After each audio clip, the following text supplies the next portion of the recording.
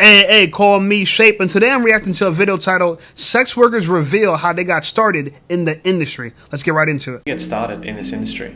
Oui. Alors.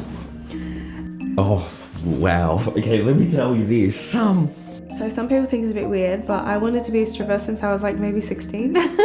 I wanted to start this because I wanted to make a platform for trans men in Australia. I went through a breakup. It was an accident. I got into the industry probably quite unconventionally to many. I'm 33 now, and it's something I wanted to do when I was 18 years old. I started sex work in New Zealand when I was in my early 20s. My journey started probably at 3. I went to a club to get a bartending job with that intention alone. But because my mum actually worked in the sex working industry, they figured out who my mum was and I was put on stage. So then I went from applying for a bartending job to dancing, and I wasn't too bad at it. So I was 18. I was still in high school. I was a student. I was really, really broke. I was really struggling to pay my rent. And I'd been interested in sex work for a while. I thought about doing it, and there wasn't a reason not to do it. And when I started doing it, for me it just kind of wasn't really a big deal. It was quite a practical decision, and it's not a decision I regret in any way at all. I actually started in the industry in 2017, and I've always been really bad with money my whole life, and I was traveling back and forth to America a lot because, I was dating like a porn star over there. I remember in 2017 I went to see them, and I actually went with $0 to my name, and I had to survive. I was in America for about a month. I had absolutely no money to my name. I'm like, I'm such a fucking idiot. What am I doing? I got on this flight. But when I got there, I went on Grindr and I put, you know what Grindr is, right? Of course. Anyway, so I went on Grindr and I just said something like, little Aussie Greek boy needs lunch, something like that. People were hitting me up because, they love foreigners and stuff. And every time I met with people, they would buy me food and stuff like that. And then some started giving me money, like, how long are you here? Do you need to survive? I'm like, yeah. And then we started making agreements and stuff. And yeah, I actually had some of the best experiences of my life doing that. That year was amazing. I went there with $0 to my name. I met really wealthy men. I met Cardi B too. That was amazing. Yeah, I remember that day. I was having sex with this Jewish man, and he paid me. I'm like, I have to go now. And I went to her. It was amazing. Sorry, I had to say that. That's one of my favorite stories. Yeah, that was good. That's how I got in the industry. And when I realized how easy it was for me to make money, I'm like, okay, this could be a thing. I started dancing at 3, and I did jazz, tap, ballet, hip hop, all of the contemporary commercial dance, all the way up until I was about 18 years old. I got to sort of where I thought was the end of my dancing career. I thought, oh, this is it. I'm not going to do anything more than this. I took a couple of years off and studied, got heavily depressed, was working a retail job, doing the boring things, sort of seeing where I felt like my life was hitting this part where nothing was bringing me joy. I was doing these soulless things for other people, and I didn't feel like I was actually helping anyone.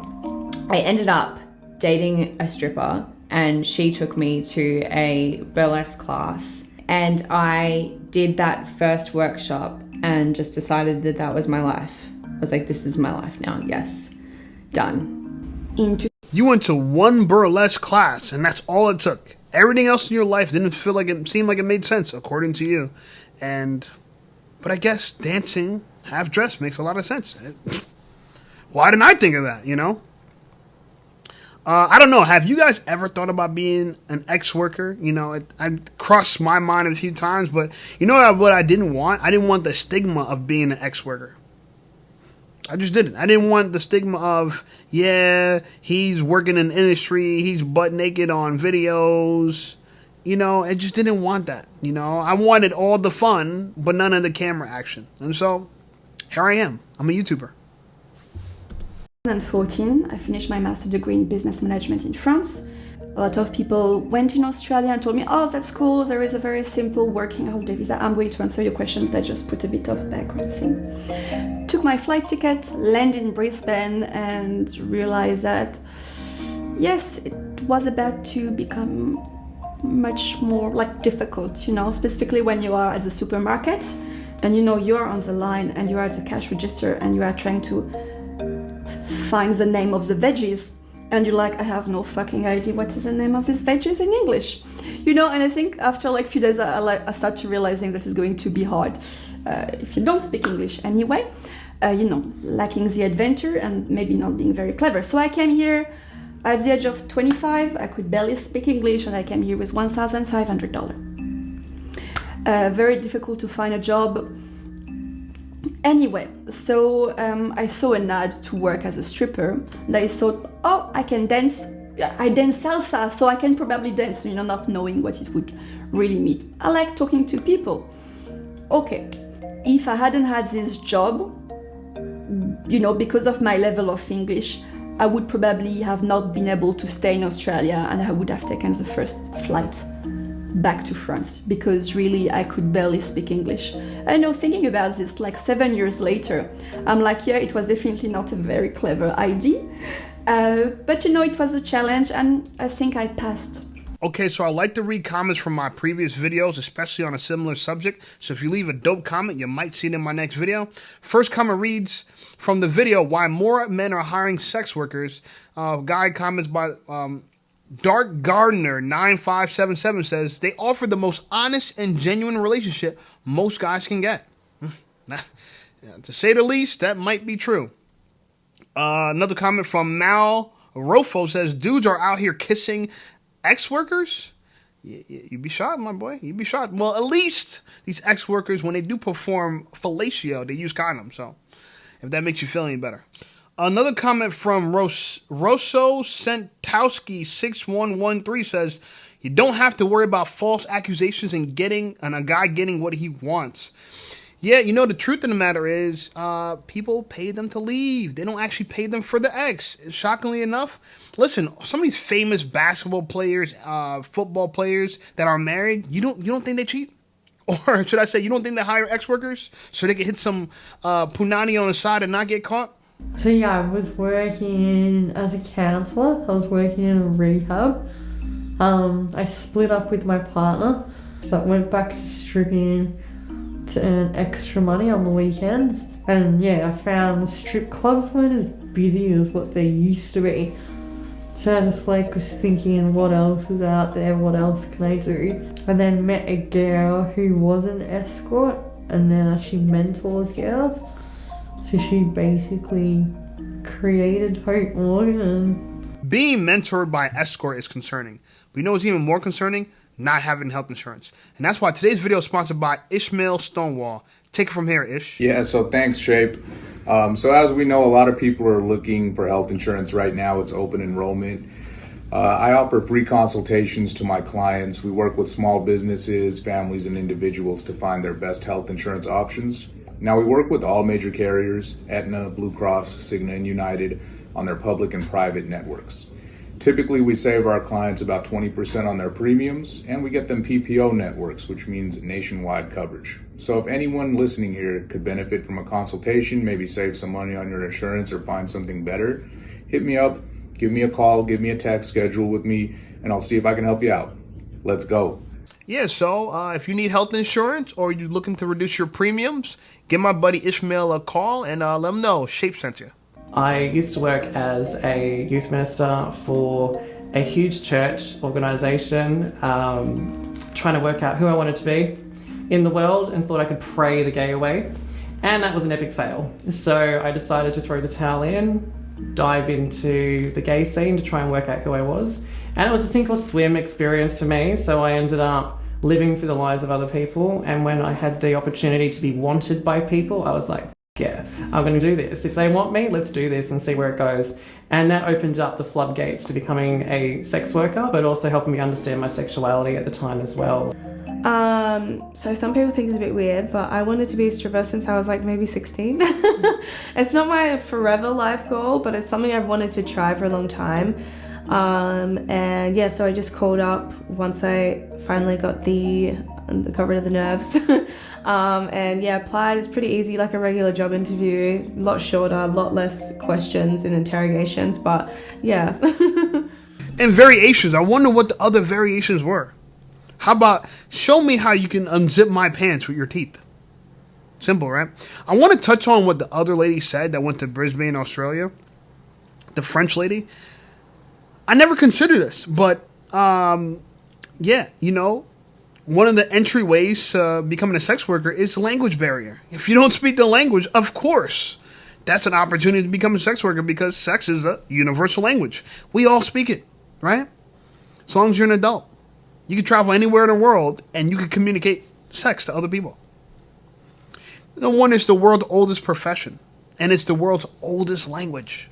Jesus. And as far as the guy who was a youth pastor who tried to pray away the gay away, damn, that didn't work. Now you're a sex worker. Yeah, from the Catholic Church to the brothel. It is what it is.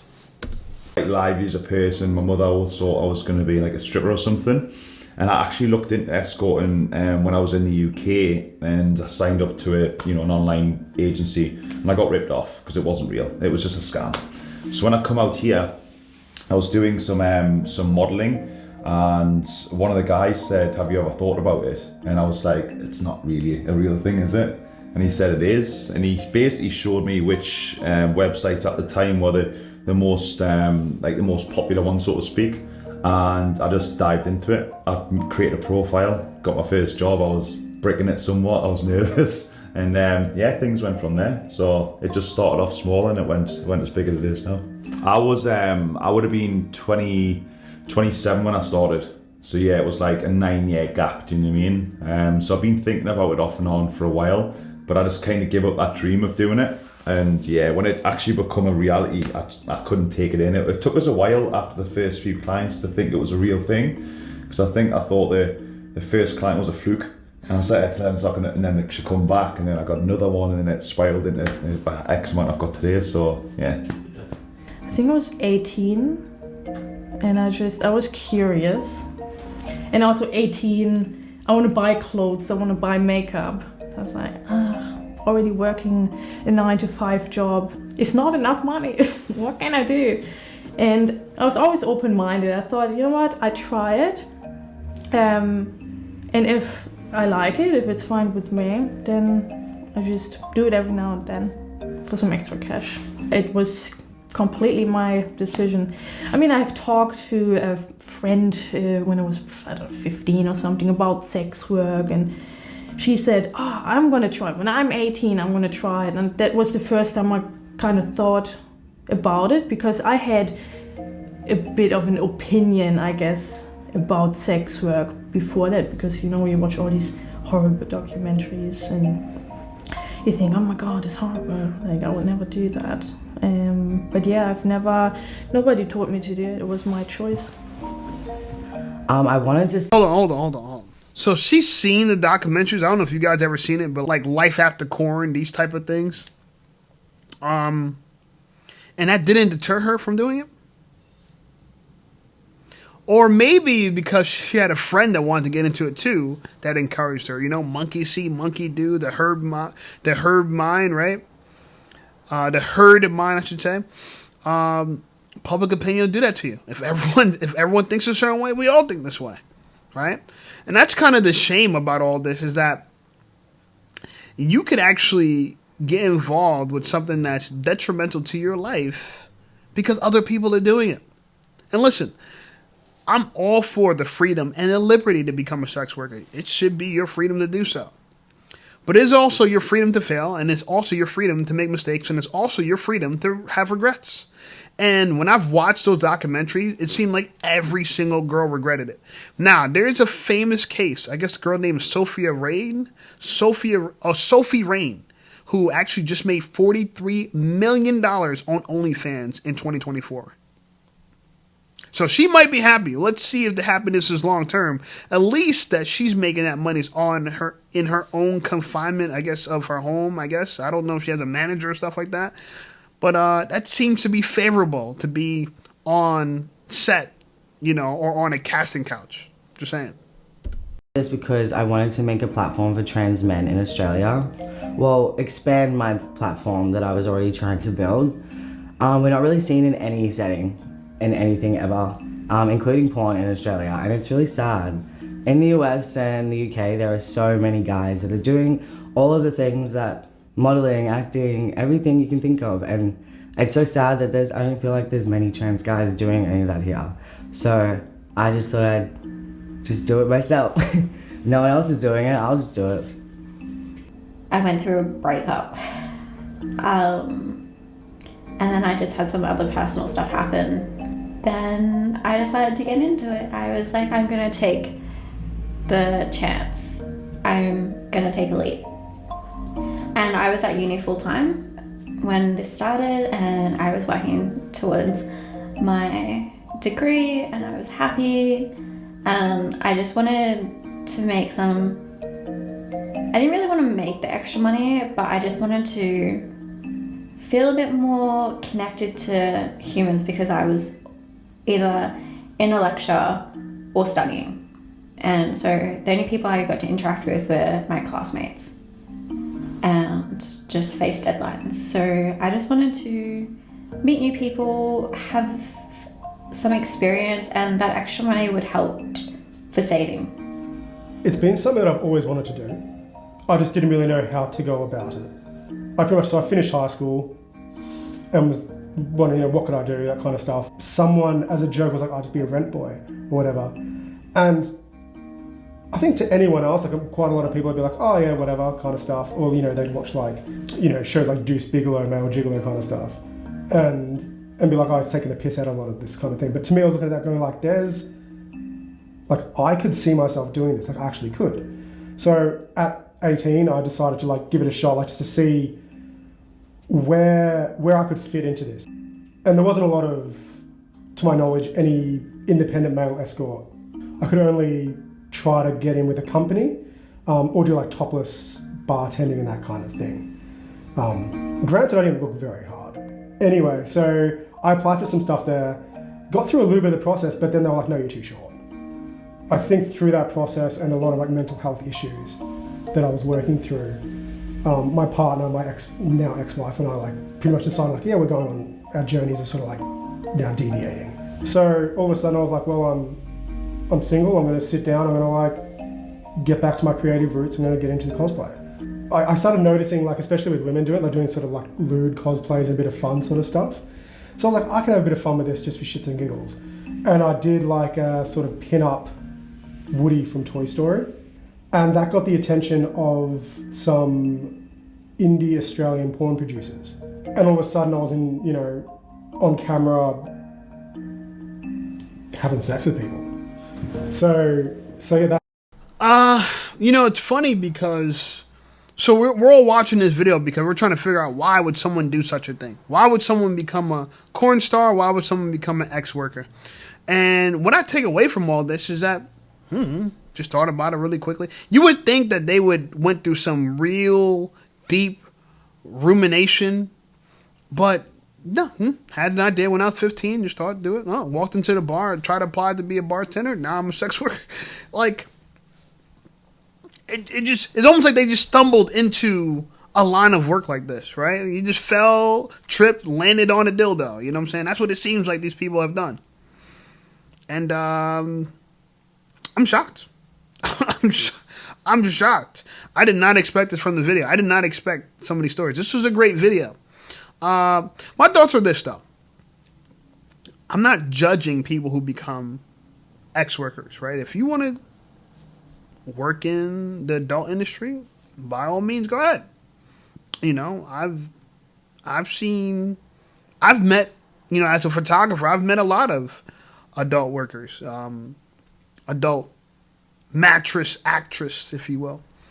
I I personally wouldn't date one because it doesn't connect to my lifestyle. I don't want to be married or in a long-term relationship with a girl who sells her body. I understand it. I don't judge if men want to do it. I get it. As far as they want to work in it or they want to hire someone that works in it, I get it. I did a previous video. A lot of people seem to be for ex-workers because the convenience and the lack of the hassle. And you know what? One of the two things that women are nowadays are inconvenient and a hassle. So ex-workers have found a solution to our modern day problem. And me right now, what I'm going to do, because just like most of the people that watch my channel, I'm having some issues with women now. And I don't consider them big issues. And I think some people on my channel have some really, really challenging issues with women. Mine are just, I don't want to be woke. And therefore, when, a lot of women you meet are woke and they expect you to subscribe to their woke agenda, and if you're anything against that, you're going to fight, you're going to argue, you're going to bicker, and it's nonsense. This is why you shouldn't talk politics with women, but women always want to talk politics with me. They always want to get me to talk about what I really feel. I get it, so I said this in a prior video. I'm no longer going to talk to women on the phone for extended period of times anymore. Instead, I'm going to make YouTube videos and try to get my money up. Because getting your money up is going to be a more favorable thing than chasing women or trying to procure female attention for X. Right? But I'm going to read some of the comments and I'm going to take this bad boy home. All right, so this video didn't get a lot of comments, but let's read what they got. First comment says, I have been a ex-worker for over 5 years now. I was excited to choose it and was the happiest I've ever been when I got into it. I perform, meet new people, and learn from them all the time. I help people and make people happy. Listen, I see why you got into ex-work. You can barely write. Your grammar skills are poor. But I'll continue. I become better at dancing and doing makeup. I got fit and more confident in myself. I made so many close friends, met my partners, and was able to afford to look after myself and spoil my loved ones as well as myself. Best choice I ever made for myself. When women say this or people say it's the best choice I ever made or I don't have any regrets, it makes me think the opposite. So I don't know, because usually when people do things they're really happy about, they just say, oh man, I really like this. Is a great industry. There's like best choice I ever did. I don't have any regrets. It made me confident, fit, and I meet people, and you could do all the stuff you just said with your clothes on. I'm just saying. Next comment says, I really enjoyed that. What a wonderful piece of positive work. Shout out to those representing change, trans rights. Well, we know what side on the fence he's on. Another comment said, I enjoyed hearing the stories, how they become involved in the X industry. Since I was 8 or 10 years old, I had seen a few Playboy magazines around. I'm female. When my parents hit me, sometimes I would threaten them that I was going to do Playboy magazine. Wow, wouldn't want a daughter like her. She continues, years later, another famous X-worker related magazine wanted me to model, but I had a job where I don't think I could do that. Maybe I should have asked back then. It's one thing to regret doing X work. It's another thing to regret not doing X work. I've never heard of the latter, but hey, it happens. Either way, here's what I'm going to finish off with this. I think personally, like I said, we should have the liberty to be trans, all this other stuff when we hit 18, ex-workers, whatever, so long as we're adults. My only concern is that, I never realized how many people underage are thinking about this. So, I don't know. Can you be born an ex-worker if you thought about it since you were 8 years old and 10 years old? That's scary to think about. But I don't believe you're born in it. I think it's all choice. If you want to make the choice, if you want to make that choice, understand the choice that you're making and its consequences. And if you accept it, be my guest. I also recommend watching documentaries like Life After Corn, because I think it really breaks down what people have to go through. Hey, everyone starts off on the high, right? You're the hot new thing on the block. But over time, years later, there's some new piece of tail that's getting all the attention and all the male gaze. And so for women, they might be unhappy with that. Anyway, like this video, subscribe to the channel. Channel's blowing up. I appreciate you guys. Check out some of my other videos, and I'll see you over there.